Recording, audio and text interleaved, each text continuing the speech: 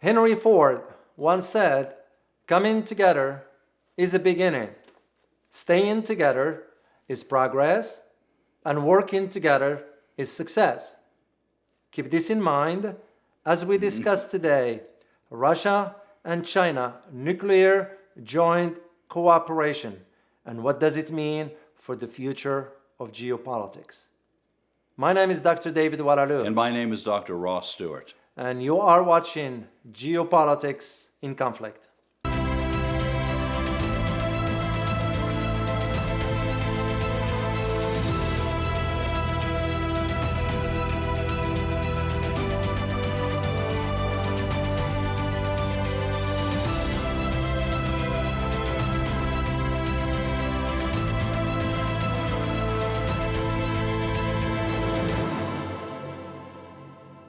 David, within the last 48 hours, at least two major events happened. That's correct. The first one has to do with the trip that the Secretary of State of U.S. State Department, Anthony Blinken, made to Iceland to meet with Sergei Lavrov of Russia. And second one has to do with Russia and China signing a nuclear joint agreement. Let's go with Russia and China and the nuclear agreement. Indeed. But before we start, we want to thank you for your support. We also wanted to let you know about the new membership, the Patreon that we have.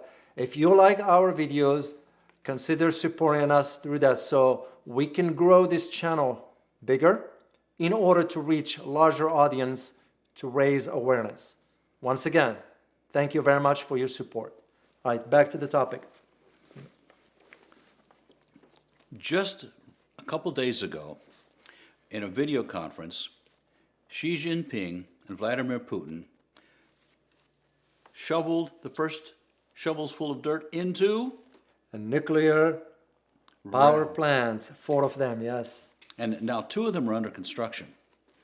And this must have enormous geopolitical implications.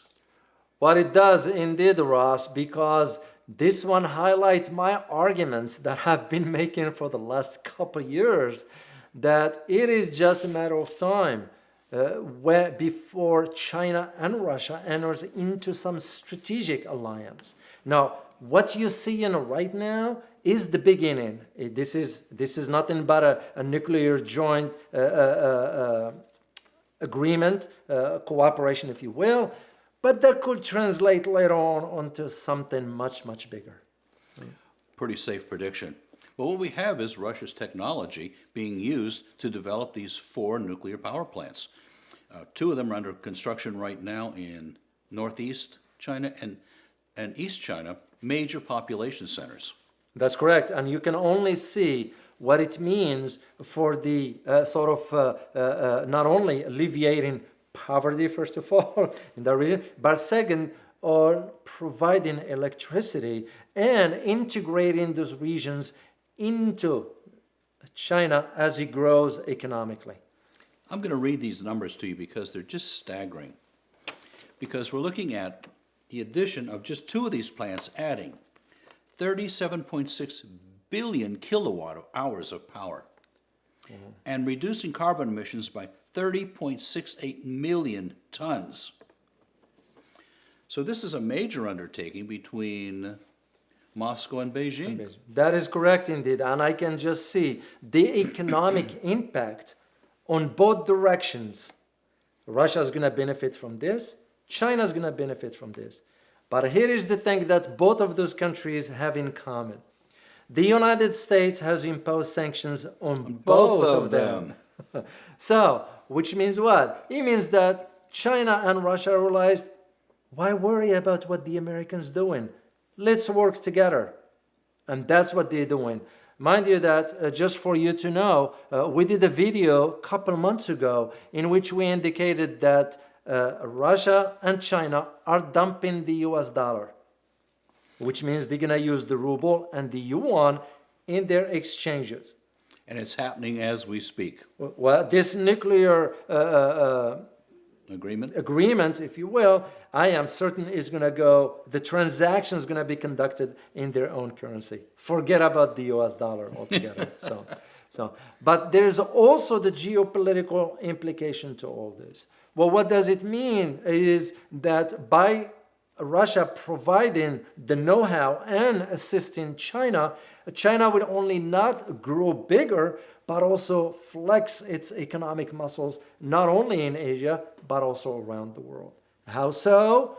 Is by now China also, in addition to Russia, exporting that technology, that know-how, in assisting other countries who wants to build a who nuclear used to plant. rely on the United States for that. Yeah. It's now coming from Russia through China to maybe all of Southeast East Asia, and who knows, with the incursions into Latin America, who knows where this is going? What about the Middle East? Because here is the thing.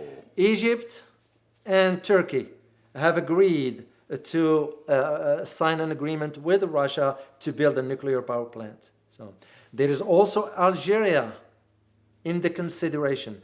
Jordan into consideration. But Jordan, I think, is going to go with South Korea, if I am not mistaken. So my point in all this is that Russia and China are both going to be exporting that know-how in expanding their technology through the building of a nuclear power plant. And therefore their influence. And that's part of that shifting land of the geopolitical landscape, if you will, by having Russia and China cooperate, because it will benefit them despite what the United States is doing. There is also the other thing, if I may add, Ross, one major issue that you need to know is that cracks, yes, the term cracks into the international system that has been dominated by the Western hegemony is starting to show. Many people would say that's a lot more than crack. Well, the cracks are getting bigger, so we start to see that one now. And that is where I believe this cooperation between these two countries, it's only going to grow, especially when you take into consideration China is moving forward with its digital dollar, and Russia agreeing to transact in their currency, bypassing both countries, Russia and China, bypassing the SWIFT system altogether. Let me quote from your book, David. The Dynamics of Russia's Geopolitics, Remaking the Global Order. By the way, this book is used as a textbook at universities, it's used by think tanks, and it's used by government agencies as a superior reference source. While Russia and China expand their relations in many spheres, they have significantly focused in the past few years on energy, military, and technology. I take special interest in China's energy focus to highlight how Beijing is financing projects in the Arctic. It stems from the fact that China will benefit from investing in the energy infrastructure, that is pipelines, since the region's estimated untapped oil and natural gas reserves are about $35 trillion. One thing is certain, China should benefit from joining Russia's Arctic efforts. The melting ice allows China to plan accordingly as it forges ahead with its One Belt, One Road initiative.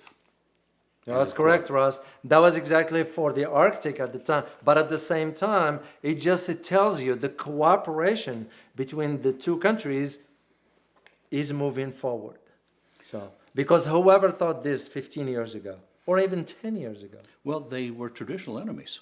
That's correct, given They are the not history, now. given the history between the two of them.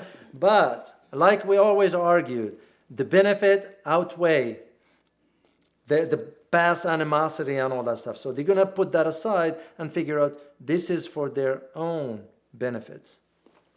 Well, what we've seen is that just in the first quarter of 2021, there's been a dramatic increase of $40 billion worth of revenue between the exchange between the two countries. That's a 20% gain in 4 months. Exactly. And this is an indication for how healthy that cooperation between China and Russia is, despite what you hear in the West. Do you think that the U.S. has helped sponsor that cooperation? Well, I have to say yes, due to U.S. failed foreign policy, but also the push with the sanctions against Russia and China and all that stuff, the creation of the new enemy, if you will, and it's not helping matters because, as we always say, and we don't shy away from saying this, that American foreign policy is as ambiguous as it can be. There is no strategy in the first place. And this cooperation between Russia and China is an indication of that. What would you say is the takeaway for those people watching this?